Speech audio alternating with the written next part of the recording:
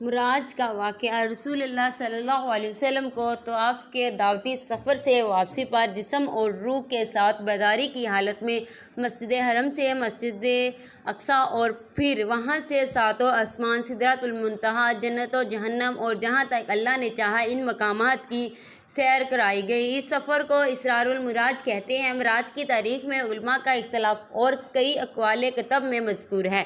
معراج کے واقعہ کا اجمالی خلاصہ یہ ہے کہ نبی کریم صلی اللہ علیہ وسلم حضرت ام ہانیہ رضی اللہ تعالیٰ عنہا کے مقام میں سیاحت فرما رہے تھے کہ یکایک چھت پھٹی اور جبرائیل امین اترے۔ ان کے ہمراہ دیگر فرشتے بھی تھے۔ نبی کریم صلی اللہ علیہ وسلم کو جگا کر مسجد حرام لے جایا گیا۔ وہاں آپ کے سینہ مبارک کو چاک کر کے قلب اطہر کو آب زمزم سے دھویا گیا۔ بعد ازاں آپ کی سواری کے لیے ایک بہشتی جانور لایا گیا اور مسجد اقصیٰ کی جانب روانہ ہوئے۔ اس راستے میں آپ کو عجیبات دکھائے گئے۔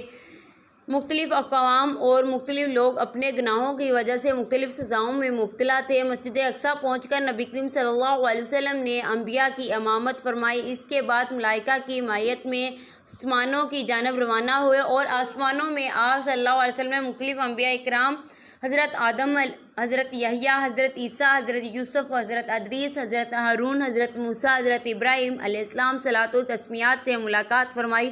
بعد ازاں آپ صلی اللہ علیہ وسلم کو سدرۃ المنتہا کی طرف بلند کیا گیا۔ اس مقام پر آپ صلی اللہ علیہ وسلم نے جبرائیل امین کو اصلی صورت میں دیکھا، نیز اللہ جل شانہ کی تجلیات اور نورات کا مشاہدہ کیا۔ یہاں سے مقام صرافۃ القلم اور پھر مقام صریف القلم سے بارگاہ قدس میں پہنچائے گئے۔ وہاں بارگاہ الہی میں سجدہ بجا لائے اور بلا واسطہ کلام خداوندی سے سرفراز ہوئے۔ اس موقع پر نمازیں فرض کی گئیں۔ یہاں سے واپسی پر آپ صلی اللہ علیہ وسلم دوبارہ بیت المقدس میں اترے۔ وہاں سے ابراق پر سوار ہو کر صبح سے قبل مکہ